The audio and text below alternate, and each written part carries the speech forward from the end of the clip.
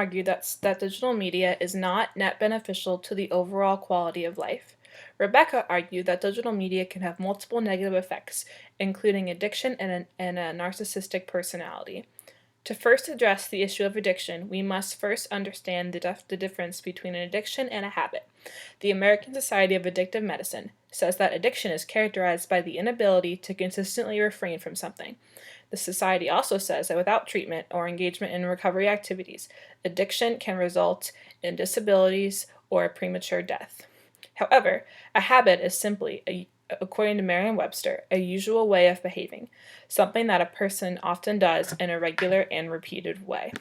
With digital media becoming ever more common in the modern-day society, we must note that according to a study done by neuroscience researcher Sean Lowe of Columbia University, that 3.7 to 13% of US and 10% of South Korean internet users express some symptoms of inappropriate internet use. Sean estimates that at least 1% of internet users worldwide need treatment. This means that over 85% of internet users engage in the healthy habit of using digital media. This also brings about the idea that we are a social people and we are not addicted to the device, rather we are addicted to the connection. According to Rain, while oy veyism, crying, the sky is falling, makes for good headlines, it simply isn't true. The evidence in our work is that none of these technologies are isolated or isolating systems. They are being incorporated into people's social lives much like their predecessors were. People are not hooked on gadgets, they are hooked on each other. When they go on the internet, they are not isolating themselves, they are conversing with others, be they emailers, bloggers, Facebookers, Wikipedians, or even the organizational web posters. When people walk down the street texting on their phones, they are obviously communicating. An addiction is something that can only have negative effects. However, digital media can have multiple positive consequences, including the story of Peter and Trudy, who used digital media to connect with their friends when Trudy was undergoing a medical emergency. This also brings about the idea of people finding connectedness in times of need, and this can be shown through people reaching out through social media to tell people their stories, whether they be positive or negative, and people finding a sense of connectedness and belonging in their time of need.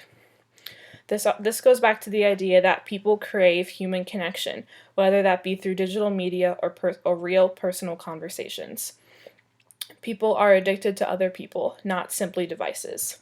To address the issue of narcissism, Rain argues that people who are very social online are often more social offline, and this goes back to the idea that people are addicted to connections, not devices. However, it has been argued that various platforms such as Facebook can make people more narcissistic. An article by Lisa Firestone for the Huffington Post argues that this is not the case. She writes, "While Facebook is certainly a platform for narcissists, it is a mistake to assume that Facebook alone has caused this spike in narcissism. As the researcher Sean Bergen pointed out, there's a significant amount of psychological research that shows that one's personality is fairly well established by age 7. Given that Facebook's policy doesn't allow users to register until age 13, the personality traits of typical users are fairly well ingrained by the time they get on a social network." This goes back to the idea that digital media and narcissistic can hurt people's self-esteem, especially with teenagers. However, studies have shown that this does not come from social media, but rather comes from a parenting issue. Lisa Firestone writes, "The truth in the rise of narcissism among millennials may have less to do with our social networks online and more to do with our social networks at home. Throughout the last few decades, there has been an increase in parental coddling and the so-called self-esteem movement. Parents and teachers are trying to instill a healthy sense of self-esteem in children by praising them lavishly, often do more harm than good. In fact, studies show that children offered compliments for a skill they have not mastered or talents they have that they do not feel that they have are left feeling emptier and more insecure." There is also the idea that narcissism can weaken the ties of people in our lives. However, Rain argues that technology such as the internet and mobile phones help people manage a larger, more diverse set of relationships. For example, one study for the internet shows that between 2002 and 2007, there was an increase of more than 1/3 in the people who saw their friends on a weekly basis. To back this up, Shirkley argues that media is a connective tissue of society. All these things that used to be separated into public media and personal media are now the same.